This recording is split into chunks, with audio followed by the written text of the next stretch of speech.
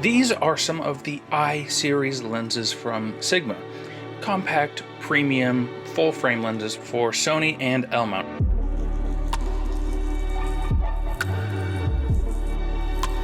Despite their size, I could find very few compromises here, and being as small as they are, they really feel like the lenses that make compact full-frame cameras like the S9 finally make sense, in my mind anyway. Bringing that element of fun that they always talk about, as well as being a legitimate tool to produce some incredible images.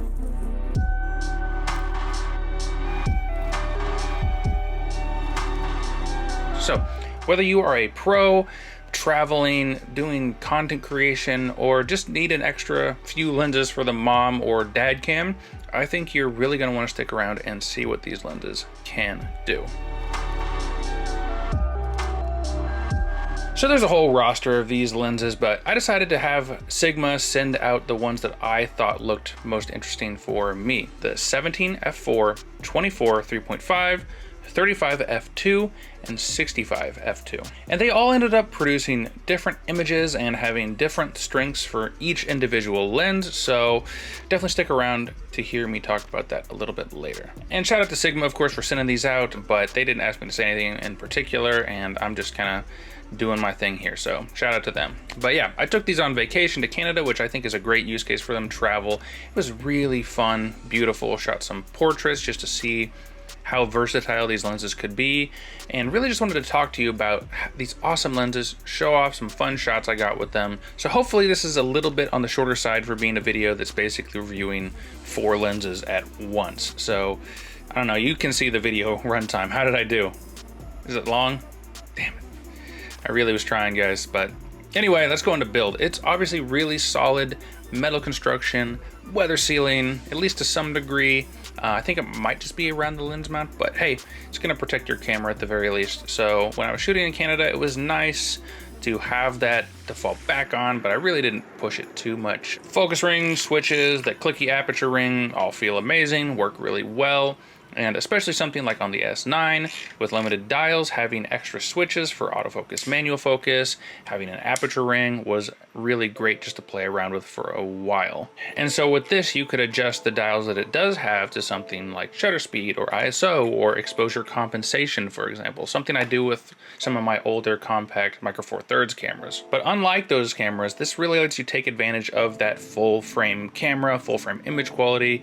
I know I said I don't really care about full frame, but when it comes to photos, it's kind of a different story than video in my opinion. And while the size of the 35 and 65 is a little larger, it balanced really well on the S5 II and wasn't terrible for the S9 if that's the kind of perspective and aperture combination you need. So these aren't exactly pancake lenses, but you know, throwing 2 or 3 of these lenses in my bag was no problem for this trip, even with all this hiking. Although I took all 4 one day, which did get a little heavy by the end of the day.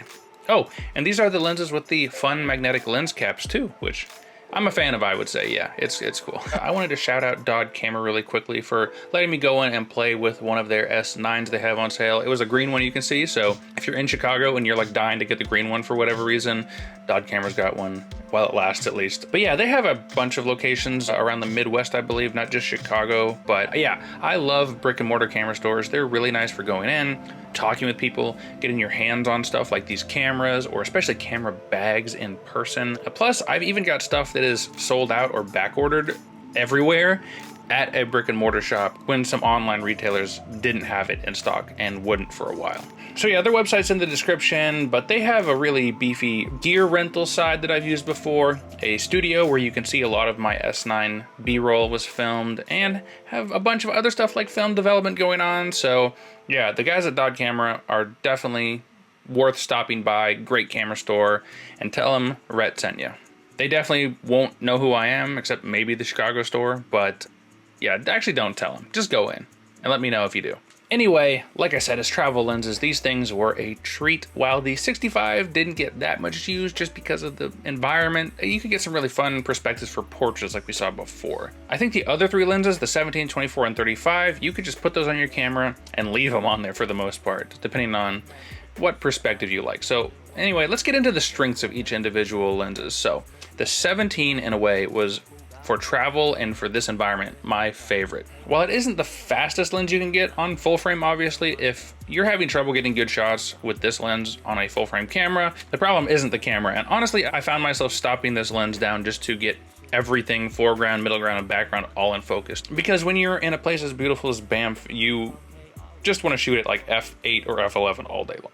It's just so wide and so small. I think it might be one of the smallest ultra wide angle lenses ever made. It overshadowed the 24 millimeters a little bit, I'm not gonna lie. But sometimes for other environments, the 17 is a little bit too wide. So that more normal perspective of the 24, it was kind of nice to have every once in a while. But I will say, depending on what you do, the 24 millimeter has an insanely close focus distance to the point where, you know, it's borderline a macro lens. The best of the 4 lenses by far. So that's a cool trick up its sleeve. And it is a tiny bit faster too.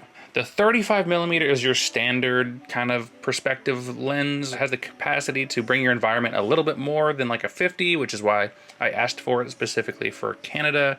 And generally that f2 on full frame is like beautiful.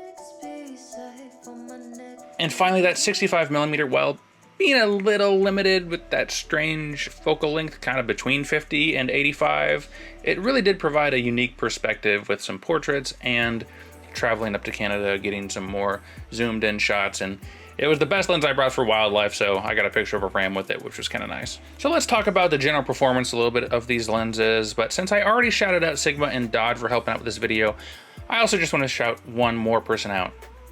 Me. I mean, listen, I know how lucky I am to have the views and subscribers that I do. Thank you guys so much. But these videos do take a lot of work. I really tried extra hard to coordinate this with Sigma, ensure these lenses to go up to Canada and on this trip, and get as much samples as I could for you guys. So if this video is entertaining or helpful, you like the pictures, you like my posters on the wall or my lighting set, like whatever it is, feel free to let me know down in the comments, like the video, all that sort of thing.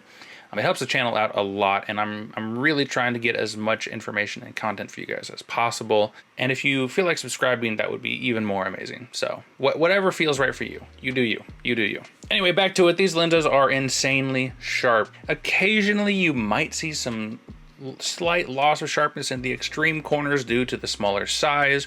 Most do have pretty dark corners wide open, which I actually like for the most part, but seriously, like 1-2 stops down, these lenses are pretty much perfect to the point where it's so boring I am tired of talking about it already. I'm just gonna move on. But I would be careful about maybe f11 and smaller apertures, introducing a little bit of diffraction to the image. Occasionally, in the most extreme circumstances, you could see some chromatic aberration based on the lens, but honestly, these lenses perform just about the best of any lenses I've ever really used. I'm not really sure if they're digitally corrected outside of the distortion, but if they're not, that's even more impressive that this is being done largely optically. Although, like I said, I'm not 100% sure. These lenses have pretty amazing autofocus. Just make sure you update these lenses, but once you do, the performance for stills and video with the 17 and 24 being lightning fast is amazing. The 35 and 65 did fall a little bit behind for the fastest movements, but they did actually look very organic and natural when the transitions came. So yeah, if you're doing like interviews or weddings or things like that, I think the autofocus will be great across the board. For sports video or things like that, 35 and 65 are just a hair behind like the fastest Panasonic lenses out there, I would say. Although, as many have pointed out, there is a little breathing here, a little bit more obvious on the 35 and 65. That's just to get the size down. How much that bothers you, I think, is a personal thing. I don't really mind breathing that much. Let's check out the close focus. So like I said, the 17 millimeters is good for sure. I like that wide angle perspective, but geez, the 24 can get close. Probably as close as you would ever need on a 24 millimeter.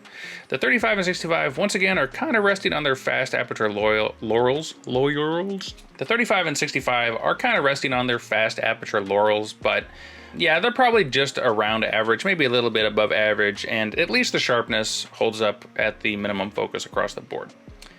Let's talk about bokeh now. Well, you know, I really do like these lenses. There's a little character. It's not quite as clean as some other Sigmas I've seen. Being the widest and slowest of the lenses, the 17mm definitely has a tendency to be the most busy. When you get really close, it looks pretty smooth, but a lot of times you're gonna get that soap bubble look, and the edges tend to be a little stretchy compared to other lenses. The 24 is pretty well corrected actually though, and while there is a little bit of soap bubbliness, maybe the slightest bit of fringing around the bokeh highlights, pretty good. I think the 35 looks really amazing with the bokeh. A little bit of quirkiness to it, a slight amount of green fringing, a little bit of cat's eye, which I don't really care about, but really smooth, really nice, good transitions. And the same is pretty much true with the 65, which has really no trouble making that background blur look just incredible with portraits or close-up details or anything along those lines. Of course, those f2 lenses tend to be more out of focus and have a shallower depth of field, and so the slight blurry background of the wider and slower lenses can seem a little bit busy by comparison. I have to say, flares are mostly fine. There's a little blue kind of purple blob in the 17mm sometimes. I would say that's the only real kind of hiccup for these lenses across the board, but in general they perform incredibly well. And even that blue kind of flare is easy to kind of clone out, and it's hard to replicate too. It only comes up in some situations. But anyway, here's some footage with the 17. Some tests I did with the 24 and the 35. And finally, the 65. What do you guys think? Also, what do you think about the Sunstars? They're not the most prominent in the world, but not bad. I think kind of average, I would say. A little bit mid on the 65. Although, as usual for Sunstars, I don't know what I'm talking about.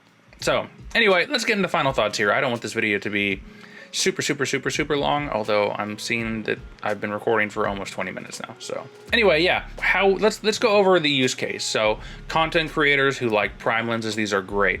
Having such a wide angle as a 17mm is going to be great for vlogging, content creation, talking head stuff, and travel. You know, with the new electronic stabilization, walking shots with the 17mm to introduce yourself to a space or do real estate is going to be pretty amazing. The 24mm, I would say, is it's just okay for the vlogging, but in a studio setup or sitting at a desk or something like that, while I prefer 35, maybe a 24 might be better than that. The 35, I would say, is kind of like an interview, kind of more wide, normal portrait length kind of lens, and just great for more low light situations and things along those lines. I would definitely love to use, like if I had two S5 IIs, the 35 and the 65mm for like an interview, chef's kiss, I think. Those would be pretty great. And like I said, the 65, it's your portrait lens. If you don't want to take a 50 and an 85, this is kind of the best of both worlds, being a little bit more flexible than an 85, but giving you a little bit more emphasis on your subject than a 50 might. Photographers are going to love these lenses because they're small enough to fit a bunch in your bag, and they're all really high quality despite the different apertures. I think serious filmmakers with the breathing and the inconsistent size and apertures and stuff, it's like this one's f4, this one's 3.5, this one's f2. Obviously you can compensate for all of that stuff, but if you don't want to and you want more uniform lenses, you know, there could be better options out there. Plus, there's a whole bunch more to experiment with. Whether it's these 4 lenses or the rest, especially if you've got that S9, I think these are going to be great. I think they have a 45mm f2.8, which is one of the smallest lenses with autofocus for the L mount. So yeah, I would have tried that lens, but I was a little greedy and wanted to try some of these big boy lenses with the f2. So anyway, guys, thanks again for stopping by. Dod Camera, check them out if you need camera rentals or anything like that.